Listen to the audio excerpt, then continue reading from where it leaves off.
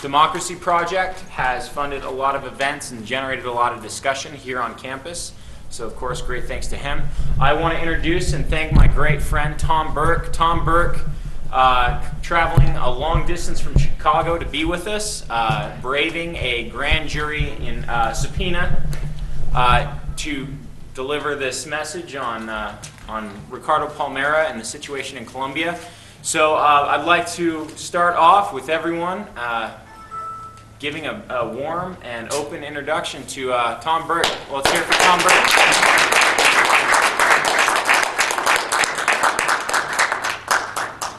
So thank you for having me come out to speak, and I hope I do a good job and people learn something, and you know, maybe we can have some discussion after I finish with some comments. My name is Tom Burke. I'm a Colombia Solidarity activist. I also write for and edit articles for Fight Back newspaper. And in the past, I was a school custodian and a trade unionist for 14 years. I was elected to the executive board of 23,000 member service employees union in Chicago. And in December of 2003, I actually traveled to Colombia as a guest of the Oil Workers Union. Its initials are USO, the Oil Workers Union in Colombia. And I went to Bogota to a conference for the Coca-Cola workers. It was a tribunal, really, to investigate and expose Coca-Cola's killing of 10 trade unionists in Colombia. And we organized a big campaign around that reached hundreds of thousands, if not millions of people in this country through mostly university students who boycotted Coke and did campaigns around it. And we brought Luis Adolfo Cardona, who was one of the workers who had been kidnapped by a death squad. And the death squad had killed his friend at the plant gates early that morning. Cedral Hill was his name. And they were negotiating a union contract at the time. And the company decided they would rather kill the union leaders than have a contract. And a few days after Luis was kidnapped, and he escaped the very same day, actually. He's quite the soccer player. That's why Coca-Cola had recruited him to come work there. And he's a good runner. So he got away and he ran to the police station, and when the police talked to him, they said, "Come on, we'll take you home, and you know, we don't know about your story." And when they were passing a cafe, he saw the guys who had kidnapped him having drinks, you know, and the police said, "Oh, those guys wouldn't do something like that. Those guys are our friends," you know. So this is the life of you know, union organizers and workers in Colombia. So we were able to bring Luis to the U.S. And eventually won him political asylum. So he now is a union activist in Chicago and in California. And some of you may have heard of him. That's why I'm introducing my talk by talking about our actual work in this country. I also went to university before I became a school custodian, and I attended the University of Illinois in Urbana and also in Chicago. So that's kind of who I am. We recently have been served subpoenas, 14 of us in Chicago and Michigan and Minneapolis. And the FBI raided 2 houses in Chicago and I think it's 5 in Minneapolis, and also the Anti-War Committee office. And in those raids, they said they're trying to find material support for terrorism. And 20 agents raided 1 house in Chicago, for example. And myself, I also was served a subpoena, and we were asked to, you know, it's more than being asked, you know. We were supposed to appear in front of a grand jury in Chicago, and all 14 of us signed letters with our lawyers saying we would refuse to testify.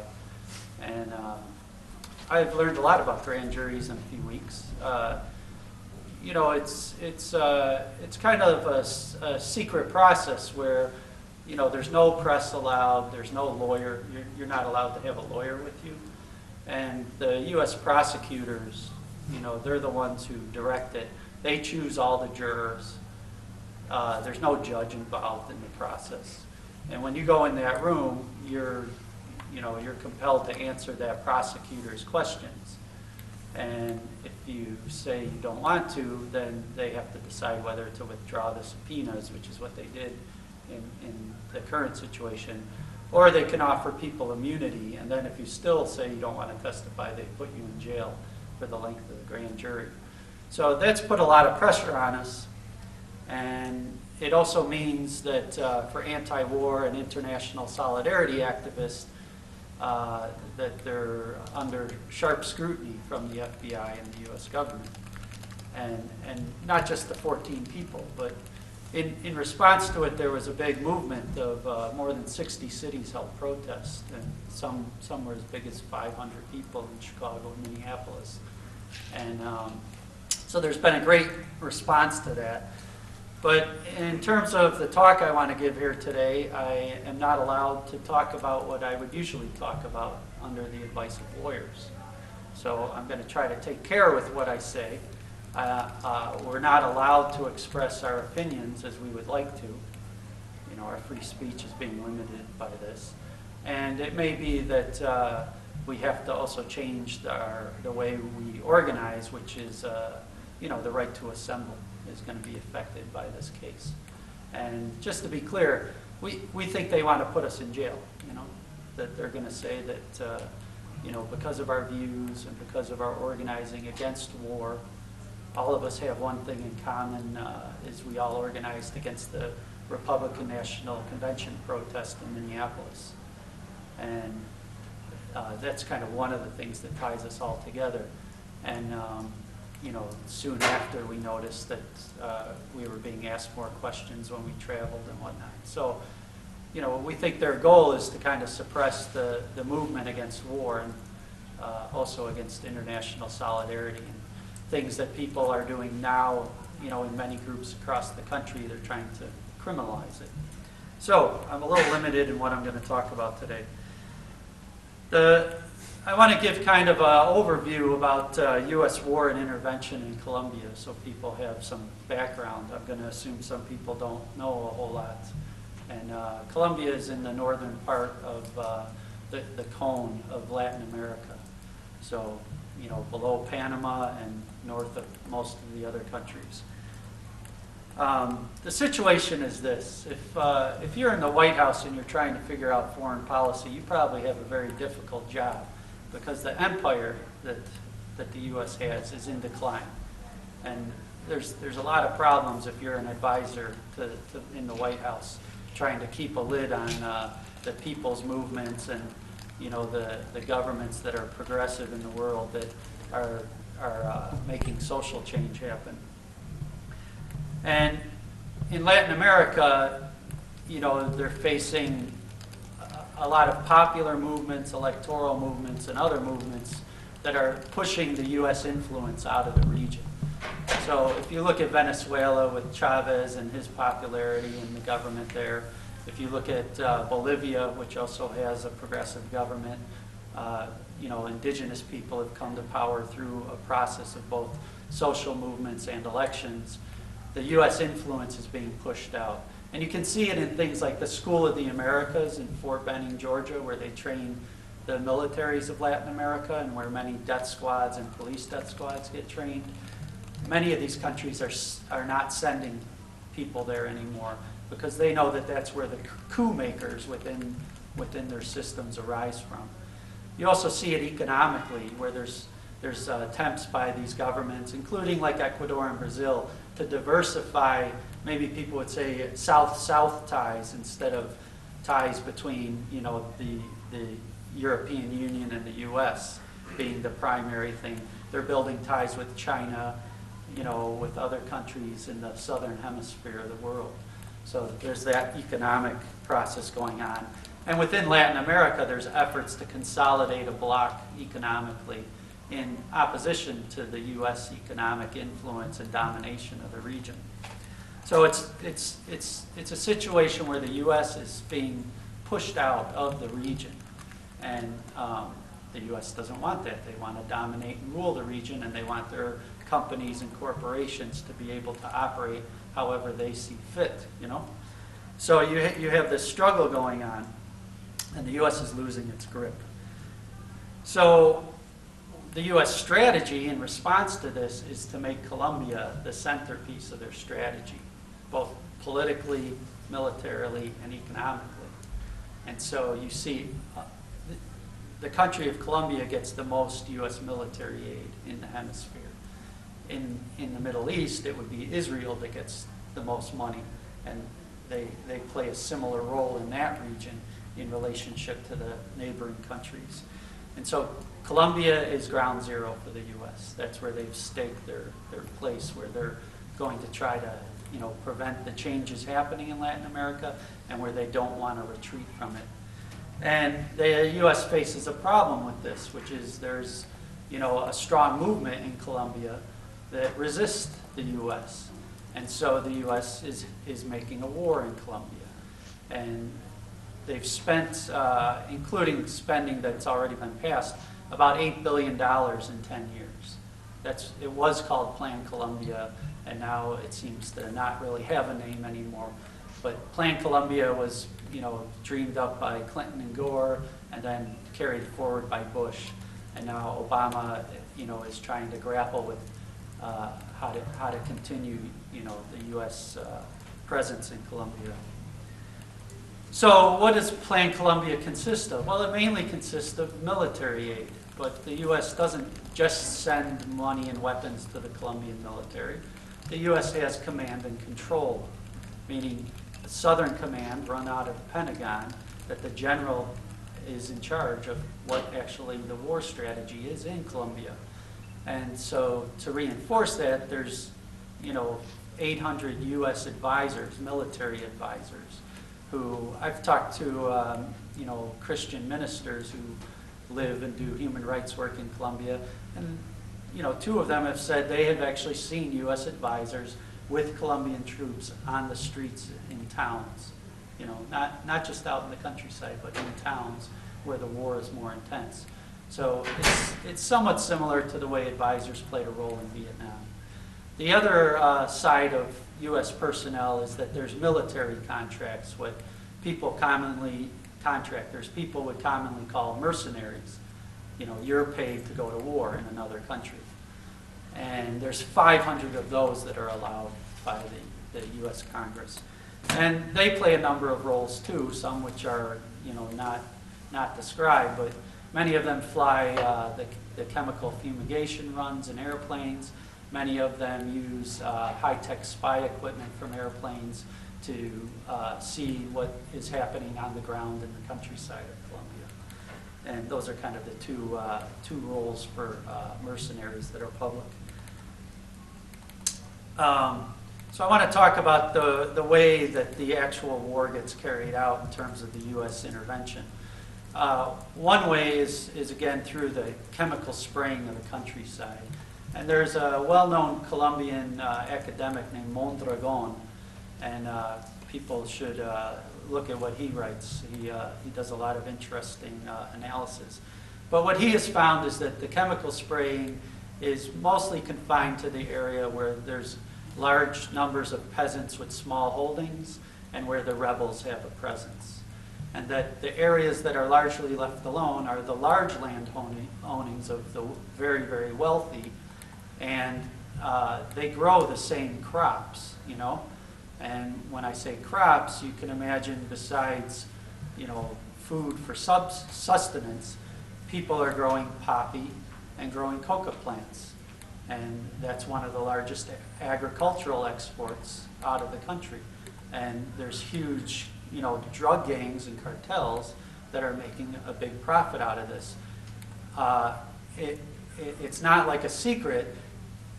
In the Congress in Colombia, up to 1/3 of the candidates are tied to the paramilitaries and to the narco traffickers. And it's like common knowledge and discussed in the media, you know? So it's a huge part of the economy. But where the poor peasants live, they do the chemical spraying with intensity. And they use Monsanto products. That's who gets the profits from it. Monsanto, along with, you know, the companies that, you know, the private military corporations that do the spraying. And it's sort of like a Roundup product, like what people spray on weeds here, but a much, much more exaggerated level of intensity. And when they spray it, it kills all the vegetation. It kills food crops, it kills, you know, the coca plants, it kills everything. Some children have died because they'll have asthma attacks in response to the spraying. Because they don't come to your, you know, your small, modest house and say, we're going to spray your area this week. They just come in and spray, and people and animals are outside, and they get it all over them. And the main effect politically, though, of the spraying is that it dislocates the peasants, you know, the poor farmers. And they're dislocated. At this point, there's more than 4 million. The Venezuelan government is saying that there's 4 to 5 million Colombians now living in Venezuela's border regions, you know. So within weeks, there's villages being set up with, you know, with people who are refugees coming over from Colombia. So people in Venezuela are reporting 4 to 5 million Colombians living in their country now. And I don't think that was true 6 years ago, you know, just to put a time frame on it. That was not my understanding, like 5 and 6 years ago. So that's a lot of displaced people that aren't being counted within Colombia, you know. But the numbers in Colombia of displaced people are larger than the numbers of displaced people in Iraq, for example, right? Like, you know, talk about war and devastation. You know, Iraq has seen it. But Colombia is worse off in terms of these refugees. So the pretext that Clinton and Gore gave for, you know, beginning the Plan Colombia was that it was a war on drugs. But in fact, the production of poppy and coca has not, there's some, you know, ups and downs in it, but in general it's steadily increased. And if you look at the region, it's increased.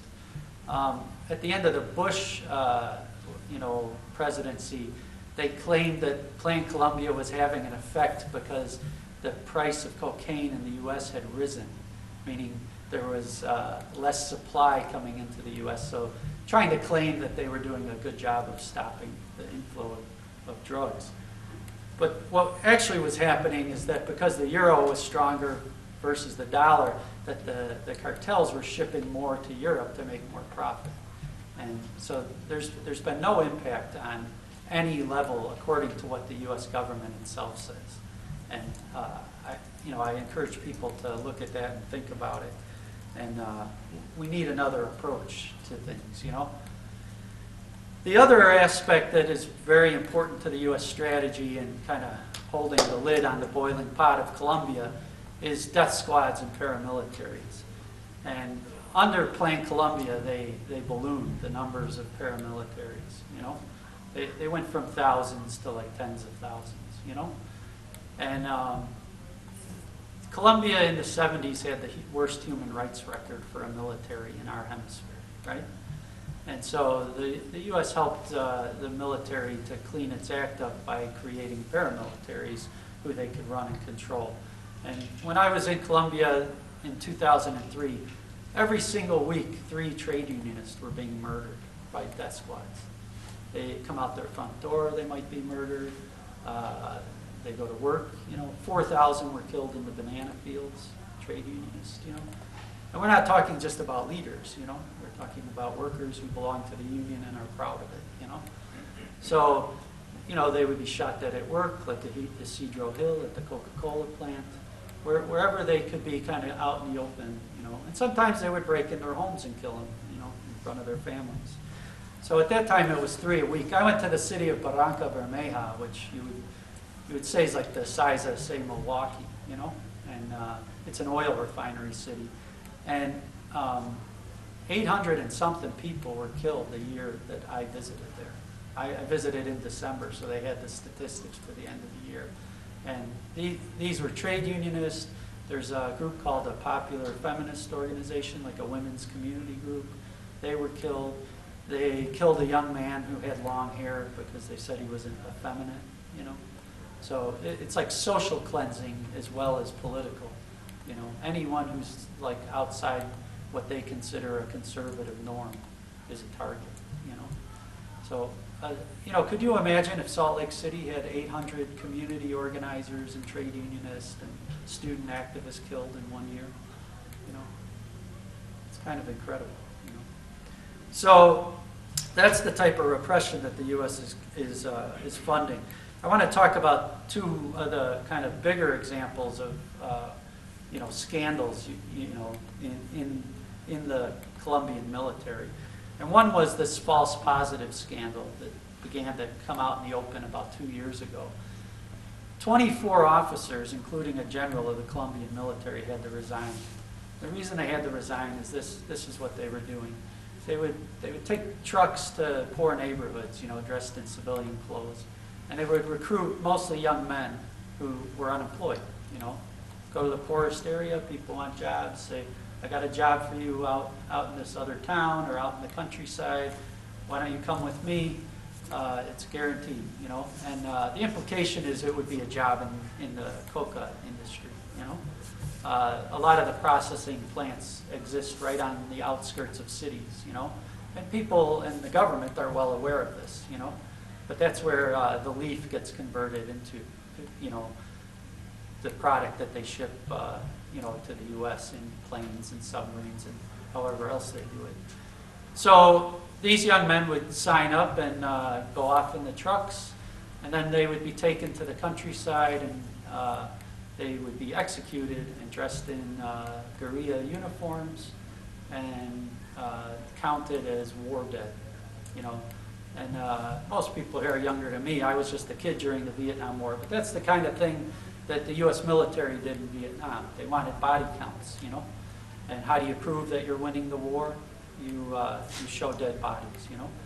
So as many as 1,300 young men were killed in a few years. You know, this isn't going back like 10 years. This is like, you know, a 3 or 4 year period we're talking about.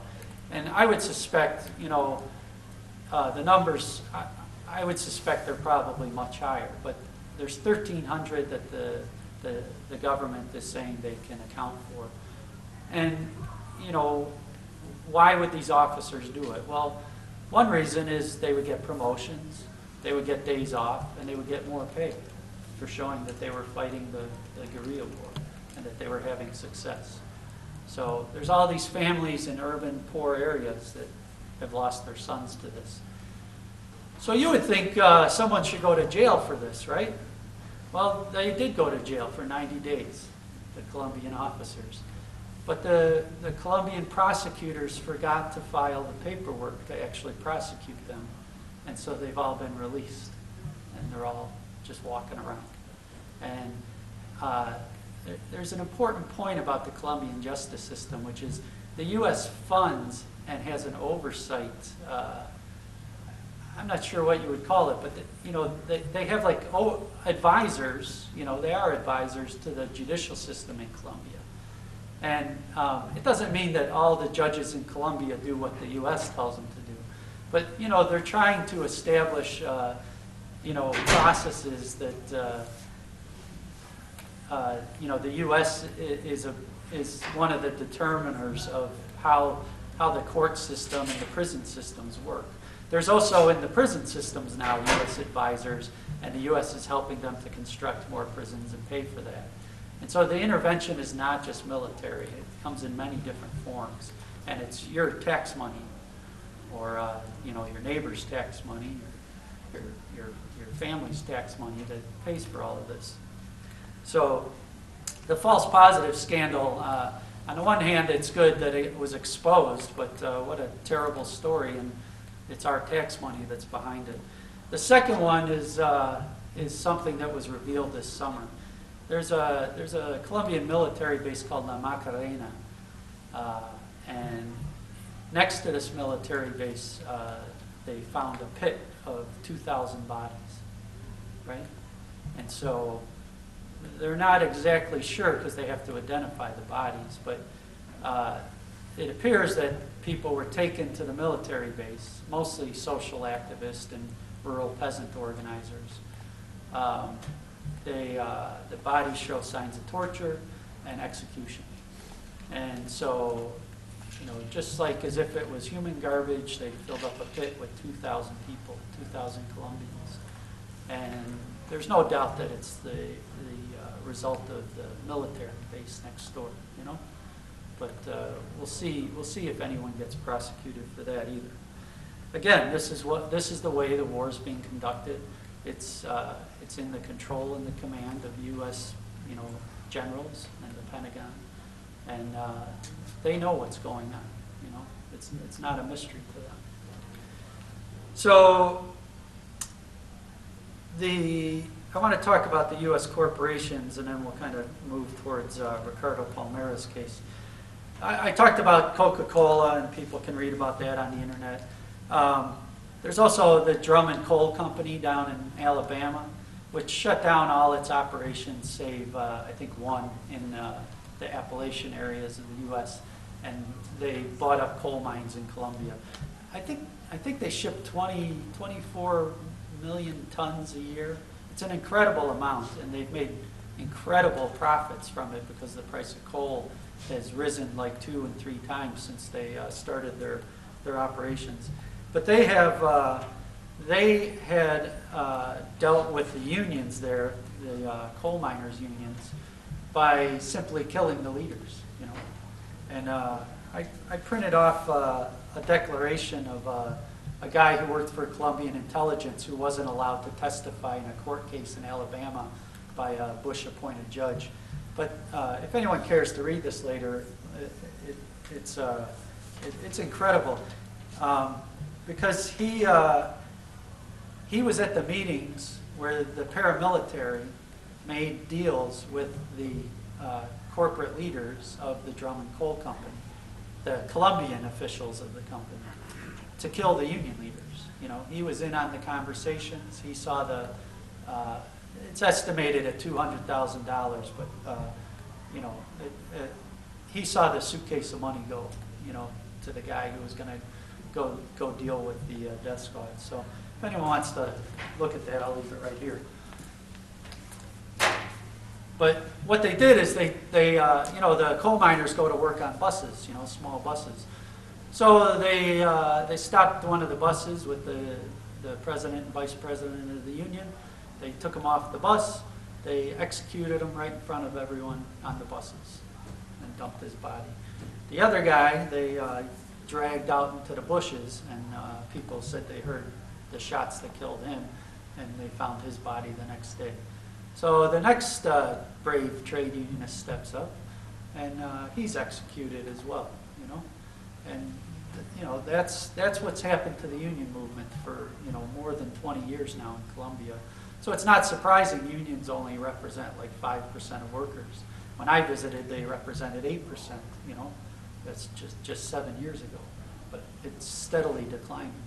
And that's what the corporations want. They want, the maximum profits, and they'll kill to do it. They'll spill the blood of whoever's in their way to get it. And they'll fund and drive the paramilitaries. So that brings me to Chiquita Banana, which is located in Cincinnati. And Chiquita is, a well-known company.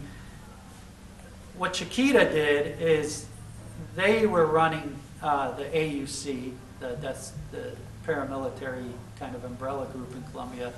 They funded them $1.7 million that they admit to over 7 years. They shipped in guns from Nicaragua on banana boats to arm them, and they shipped in ammunition on those boats as well. And then they directed them to clean the union out of the banana fields. So, like I said, over 4,000 people died at the hands of death squads in the late 90s, and early 2000s. But Chiquita is interesting for me because Eric Holder, who's the U.S. Attorney General, who's the one who is in charge of the grand jury that's prosecuting us, he's the one who helped Chiquita out of their situation.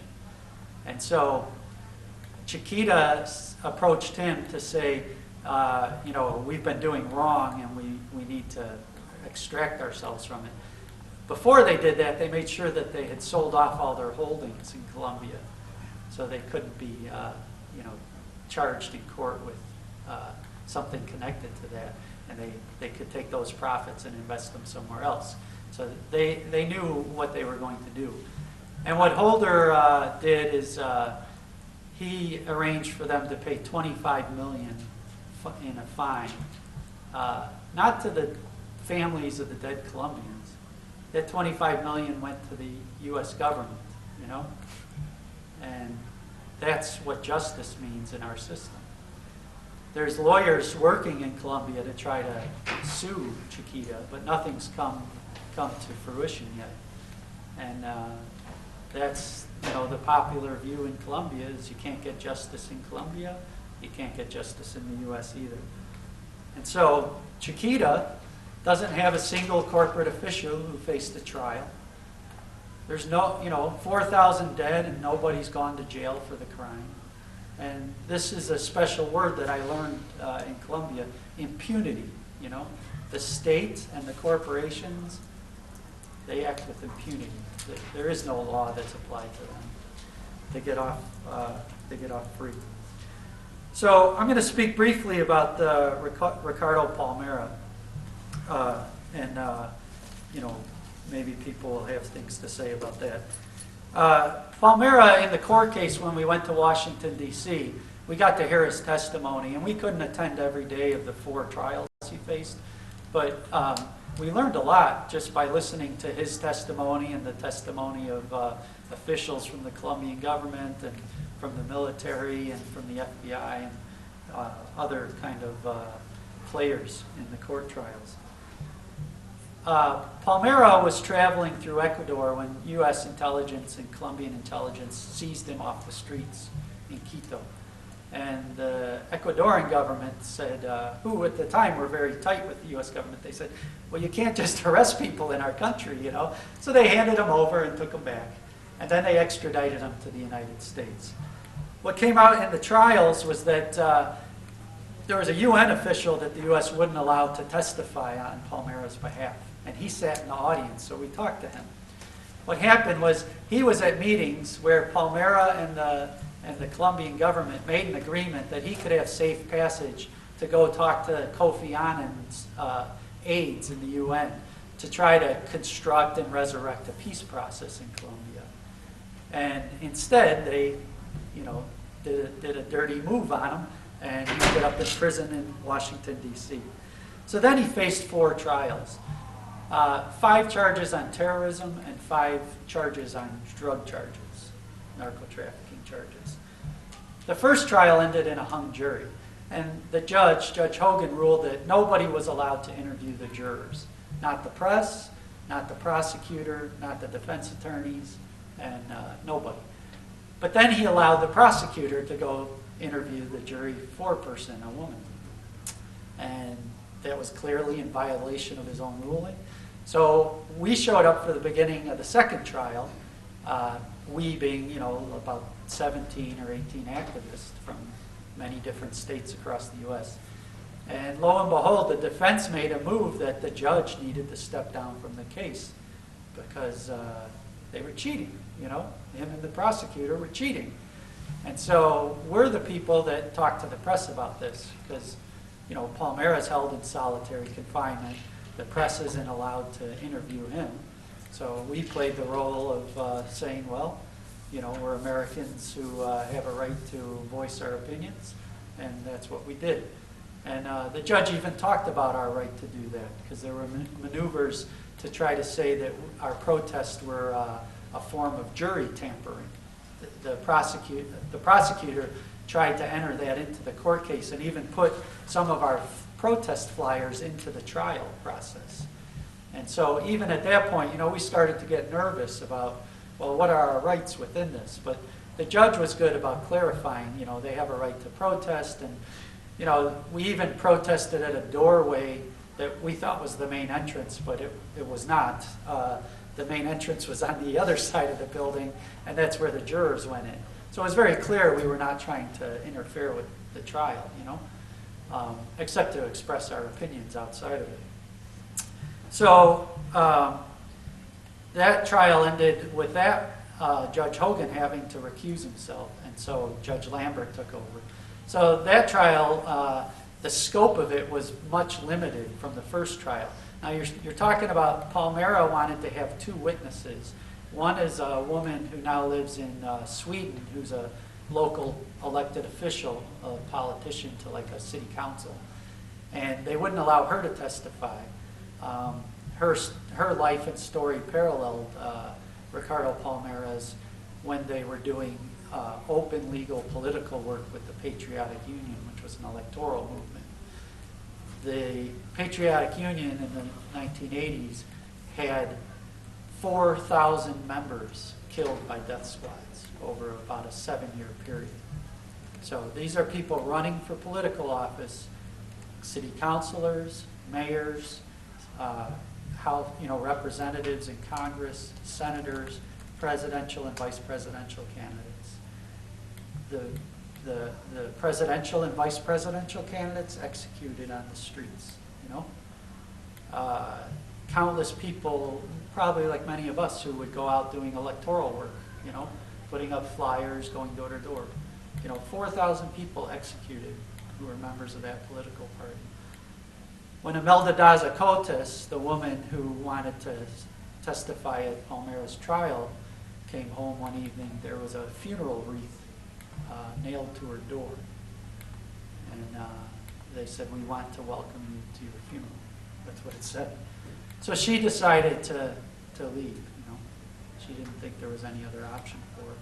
And Palmera counted that about 17 of them had started when they were in their 20s.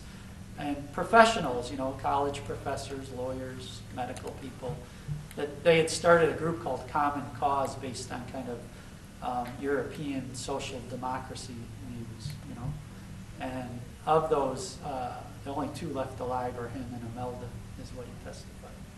So that'll give you a sense of what's compelling people to do the things they do. So the second trial ended with a conviction that Palmera was a member of the Revolutionary Armed Forces of Colombia, and that the U.S. defines that as a criminal conspiracy. Because, it would be similar to saying the African National Congress or the FMLN in El Salvador or the National Liberation Front in Vietnam was a criminal conspiracy and not a political movement and not a liberation movement. So that's how the U.S. government defines it. Other people see them differently, Take a note that I'm not saying what I think. I'm just telling you how the objective situation is. So when he was found guilty, they said they would rule, that they would determine how much jail time he got at a later date. And then they proceeded towards the drug trials. And I'll cut it short, but they got 2 more hung juries on the drug trials, because to us, the idea of drugs in that situation is the same as weapons of mass destruction. There's just no reality to it, And that's all I'm going to say. So the U.S. lost on both of those trials. So when they sentenced him, they gave him a 60-year sentence. I think he was 57 years old at the time. He's now held in solitary confinement in Colorado at the Supermax prison. You're in your cell by yourself 23 hours a day. There's no human contact. You're allowed out, but not outside. You don't see the sky. You don't breathe fresh air. You're allowed out for exercise and kind of, showering and whatnot for 1 hour a day. And, there's no physical, no human contact with you and anyone else. The only times we know that he has been released was to go to a room where there was telecommunications to put him on trial in Bogota by, TV screen or Skype or something, like that. And he was actually, prisoners are chained and cuffed by the hands and the ankles and the waist and, all around. And he was also hooked up to an electronic shock machine where if he moved too quickly or jerked, he would get shocked. And his lawyer actually protested this in a letter, that when they're at the table, they're on trial, and he needs to reach for and look at documents, and he's under the threat of shock at any moment. So, again, this is your country, and this is what the government, which I don't think is your government, but this is what the government is doing to prisoners, and it's wrong, and it violates their human rights. Solitary confinement is a violation of people's rights, So that's the situation for Ricardo Palmera today. So let me end by saying, what's the situation for the U.S. and Colombia today? The Obama administration was going to build 7 new military bases in Colombia. And this raised the hackles of all the neighboring countries. Venezuela moved a lot of troops to the border because they said, if there's going to be an official U.S. military presence, we're going to defend our borders, And in response, I think probably under, I'm speculating, but it could be under pressure from Obama's administration. The Constitutional Court in Colombia ruled that the process for establishing those bases violated the Colombian Constitution. Now, there's lots of other things like extradition that violate the Colombian Constitution that they don't rule against, So I'm a suspicious person thinking, well, there must be something going on between the U.S. and Colombia that they don't want to continue these 7 new U.S. bases. They had already started spending money on what they call refurbishing, in other words, making the bases fit for U.S. jets to land at, and, bigger planes and more troops. So it would have taken the cap of 800, U.S. advisors off, and the number of troops in the country would have risen as well. So I think, though, that they had to withdraw the bases in one sense because of the response from the neighboring countries, as well as from, growing protest movements in Colombia, in the countries around Colombia, and in the U.S. and Canada against further U.S. wars like Iraq and Afghanistan. People have had enough of those wars and want to bring them to an end. They want the U.S. to be good neighbors with other countries instead of making war and occupying those countries. So the U.S. bases are, at this point, shelved, and I don't think they're going to come back soon, but you never know. The Colombian Congress actually probably would vote to reinstate them if the current President Santos decided they wanted to, but he hasn't made any moves. The other thing is the U.S. continues to rely on high-tech weapons, when they've attacked, leaders of the movement in Colombia. They recently killed one with 25 missiles, to target and kill 25 people. It's a tremendously high-tech war from the U.S. side. They're going to continue with the death squads. They're going to try to do it in ways that aren't so obvious, like these false positives or pits filled with 2,000 dead bodies. But I guarantee you, the dirty war is going to continue. They're also, continuing the fumigation for now, even though it doesn't work. There's no sensible person who would argue that it works, I'm sure Monsanto's happy to have the money spent, but it just doesn't work. When you fumigate, the first plant that grows back is the coca plant, You can go online and look at the photos, And it's the first plant to grow back. It's the most hardy. So it just doesn't work. And then the U.S. is paying for the largest spy network in the history of the world in Colombia. And that's going to continue. So they have spies working throughout the country, And they don't get paid much, but there's a lot of them. And it's a dangerous job to take up, too. So our view is that they're going to continue this war under Obama, and we're going to continue to organize against it. And that's how we think that we can build a big social movement to make progressive change in this country, too, by tying all these issues together. Lastly, I want to say we would hope that they would pursue, the U.S. and Colombian governments would pursue peace negotiations and a peace process. And we understand that's not easy. Peace is not an easy thing to achieve. But it would certainly improve the lives of the people in Colombia if they took that approach. Lastly, I'll say that there's an author named James Britton, like the country Britain with 2 T's though. And I would encourage people to look up James Britton's latest book about Columbia. And it can tell you many of the things that I feared to speak about these days. So I think it's a good book. Thank you for having me speak.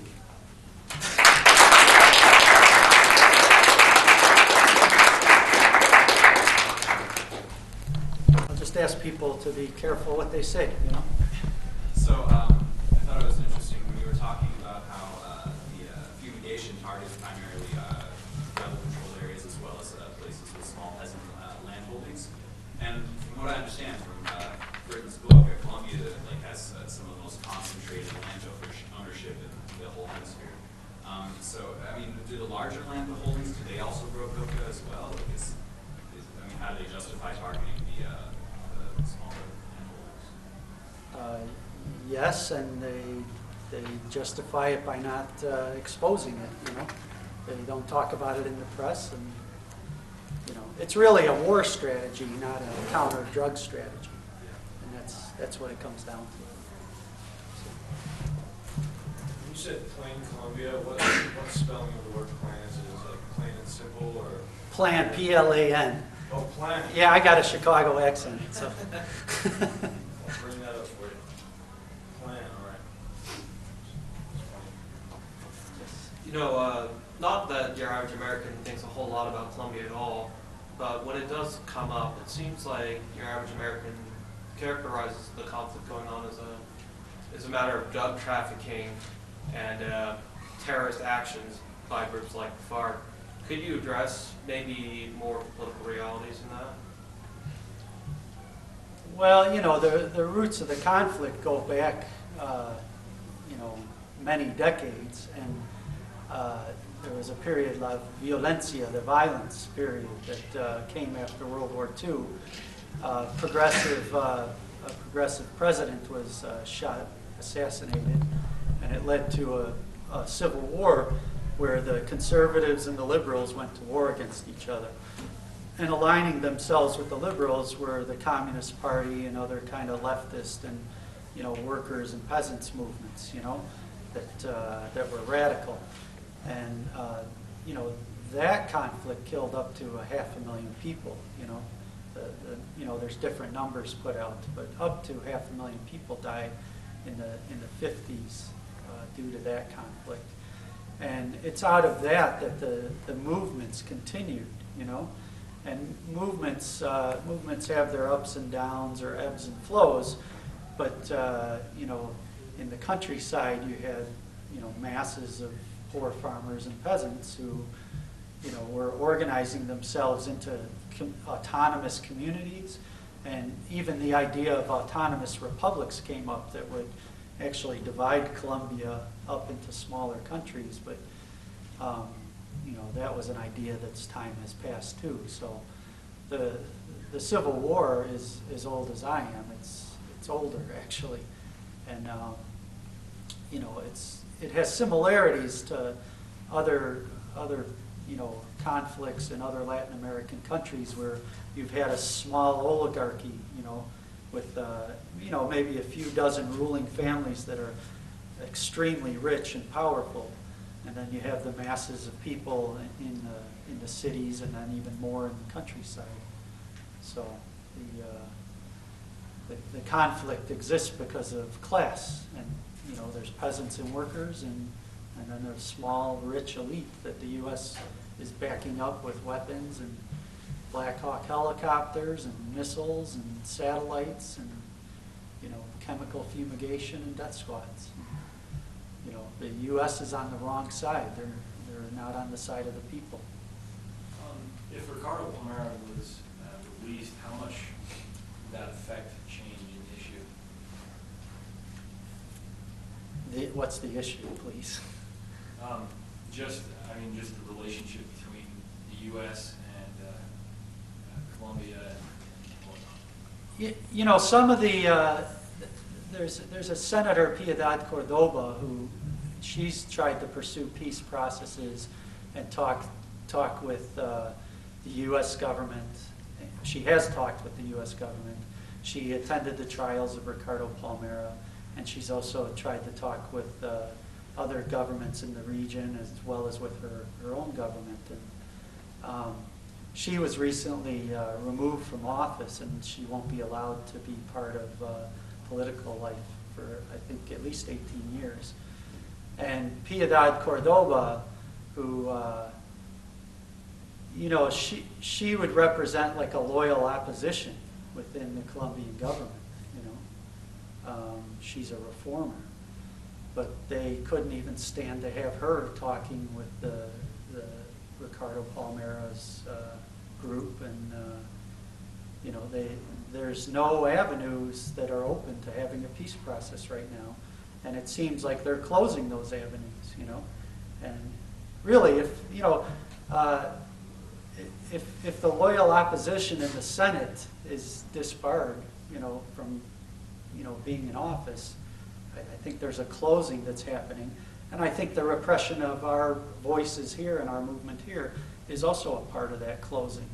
You know, they want no resistance, and they want no opposition, and they don't want a voice that says, hold on a minute, you know, this war is wrong, there's another path.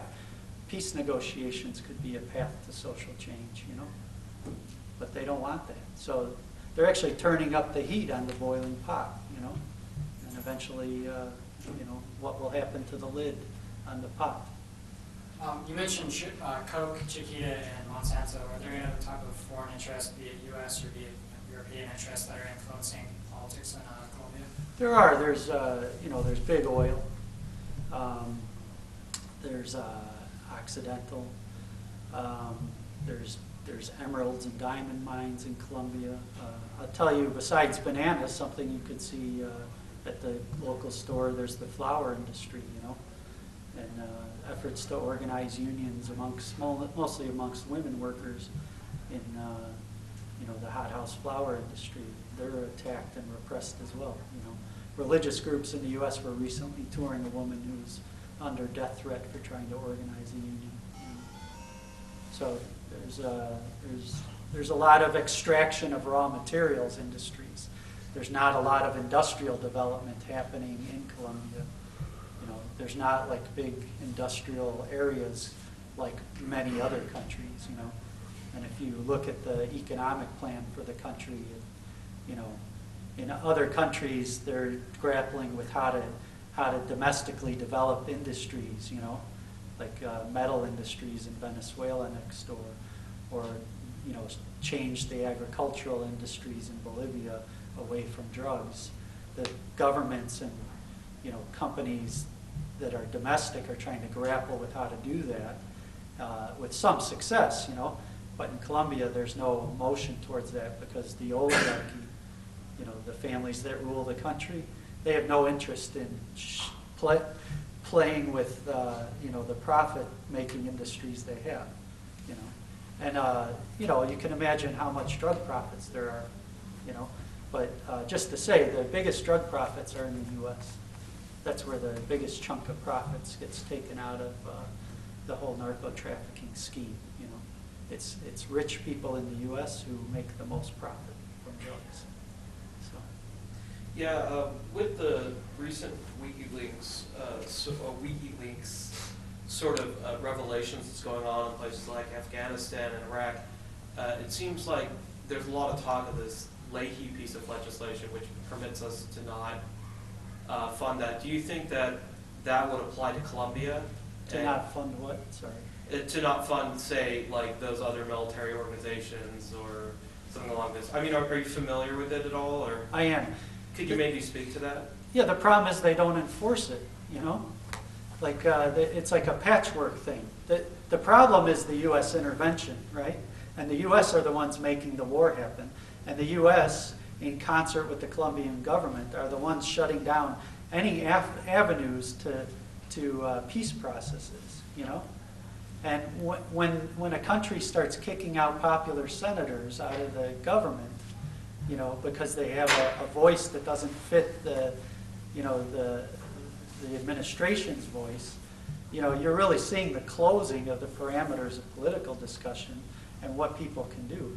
And so the problem with the U.S. Congress is the human rights reports come in, they look the other way, they make exceptions, and then they fund it.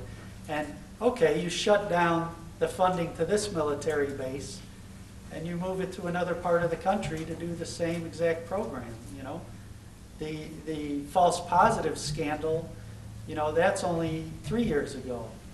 You know, now you have 2,000 dead people in a pit next to another military base. You know, what's the, you know, did the funding from this group of military now end up with this one?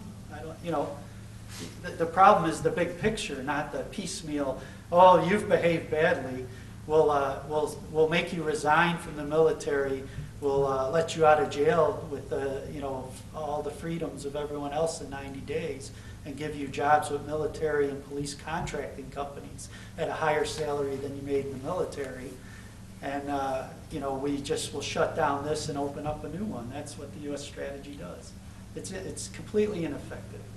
Congress is death squad Congress, you know.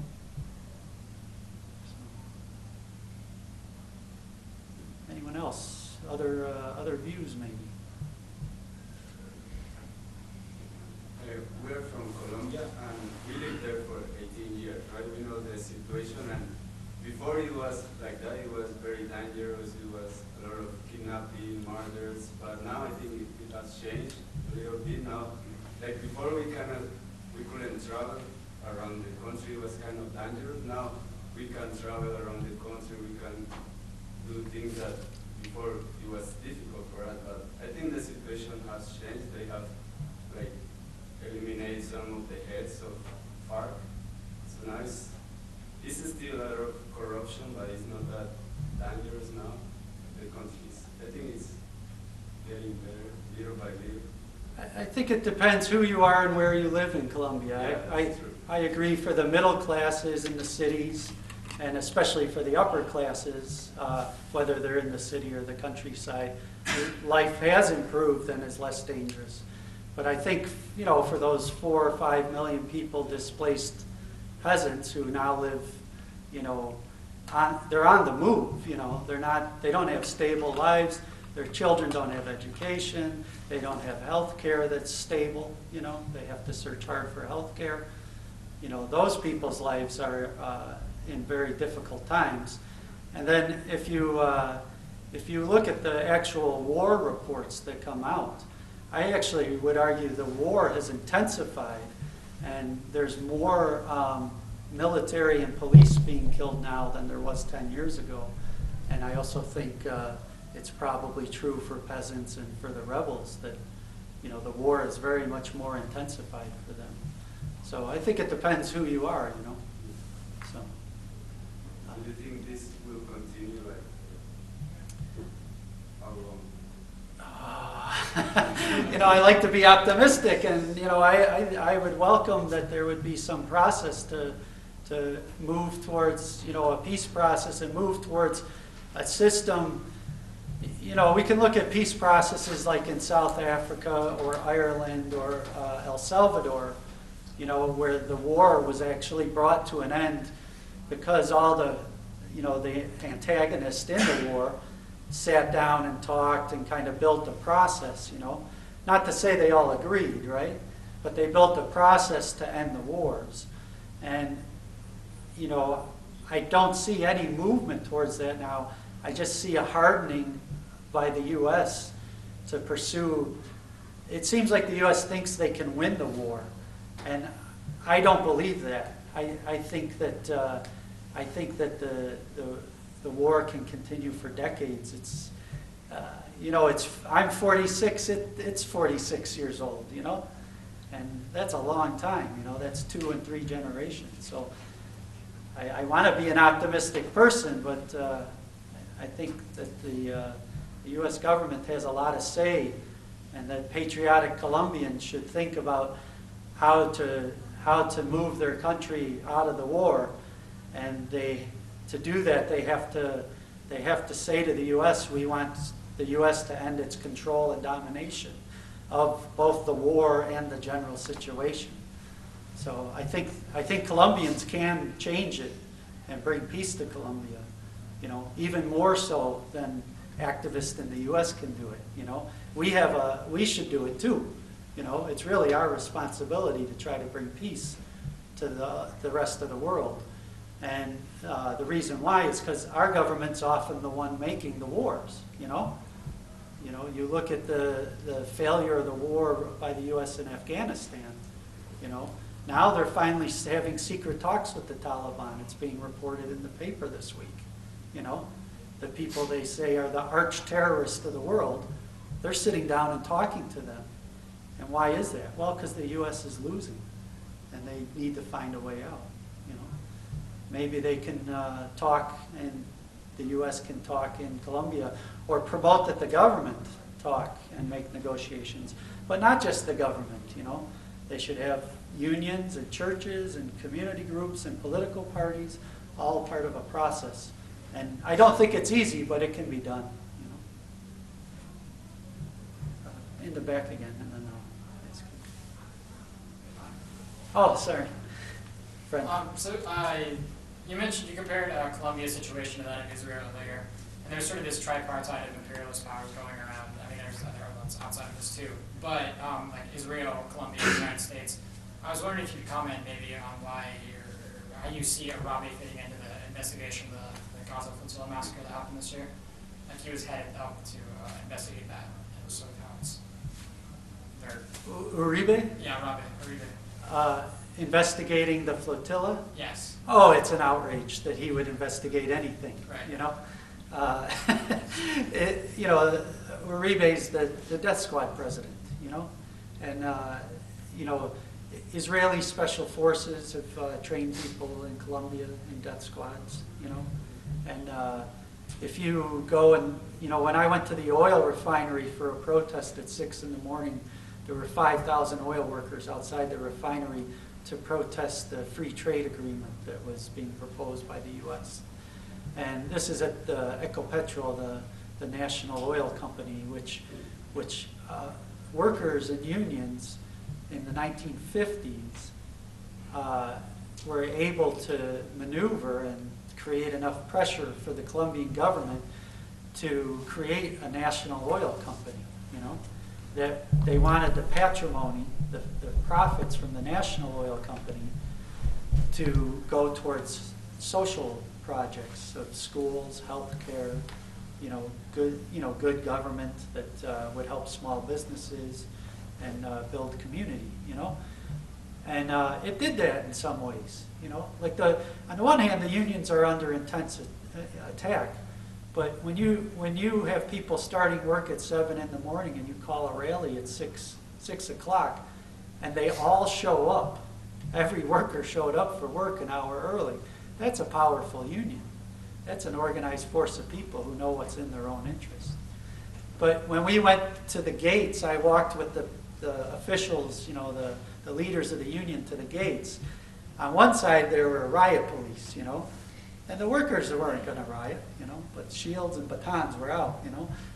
In front of us, in front of the actual refinery, was a row of barbed wire, and then all the soldiers in the military. And they're all carrying Galil rifles, Israeli-made rifles, you know. So, you know, there's these economic ties based on war and based on military production that, you know, a large percentage of Israel's economy is based on military production.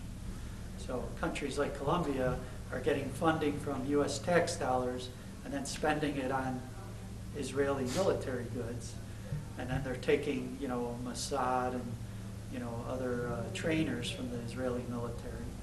And so it's not surprising that the U.S.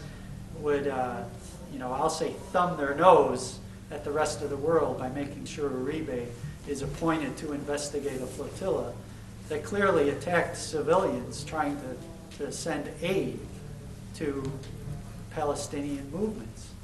Much like the FBI and the Justice Department are going to prosecute anti-war and solidarity activists in this country who support Palestine and support Colombian movements that want peace and justice, you know. It's all part of the same package. Things are growing more repressive, and it's because the U.S. is in decline, and they're starting to become more desperate and lash out. That's what's happening. And we need to build a powerful movement against it, you know. We need to build a movement for peace and justice and solidarity in response. And we can do it. We've done it before. So. Yes, sir. Do you have any websites that we can go to for any organizations that are involved in the activism for Columbia? Sure. You can Google, you know, Ricardo Palmera. You'll find a website. You can go to fightbacknews.org, which is the newspaper that I write for. There's the Columbia Action Network, which is columbiasolidarity.org. And please spell Columbia with 2 O's. Americans like to spell it with a U, but there's no U. C-O-L-O. C-O-L-O-O. M-B-I-A. Solidarity.org. Anyone else, or should we end it here? All right. Yeah? What sort of resistance movements are working against state repression in Colombia? I don't think I can answer that question. Okay. I don't think I'm allowed to talk about it anymore. Sorry to say.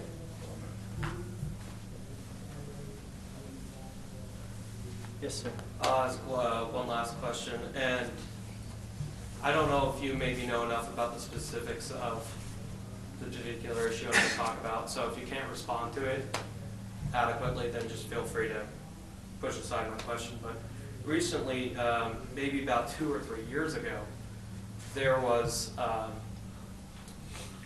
they claimed that the FARC had kidnapped some people, and then after several attempts on peace processes, the president of France and things like this, they tried to rescue these people, and eventually they rescued them. We hear a very one-sided sort of story about what goes on between, say, organizations like the FARC and peace activists and things like that. Could you maybe cast a little light? Because even when that story came out, it seemed like they were trying to repress people's certain voices of people who were even being rescued about the way that the FARC were treating them and things like that. Could you maybe give some nuance to that, if you can? Well, I think if you want to pursue that, there's a few different things you can look at. One is the Swiss ambassador at the time. He felt betrayed, and you might look up what he had to say months later about that process. You also might look at, you know, especially if you read Spanish, Piedad Cordoba is talking a lot about what actually happened as opposed to what the story in the news was the day of that. But other than that, I don't really care to answer the question. So I'm just not sure it's a safe ground for me to talk about.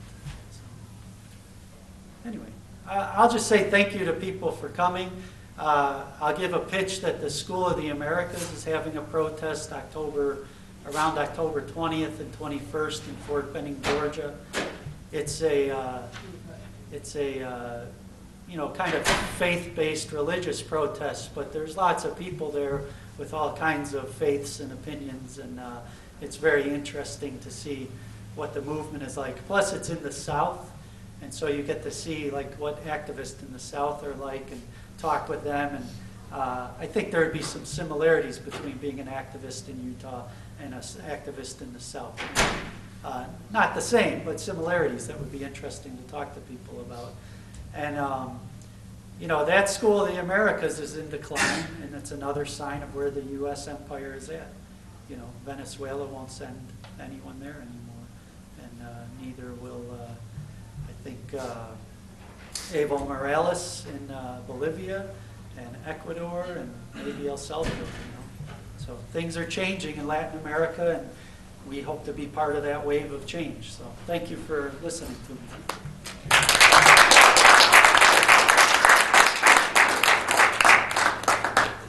Did you want a chance to talk about fightbacks in the back or anything like that? Yeah, everybody wants. I've heard of a bunch of zines that we're taking donations for, so if you have anything you contribute, you can go directly to Tom. He'll also be speaking tonight in the same room at 8 o'clock on the FBI stuff he's doing. Thanks for coming out.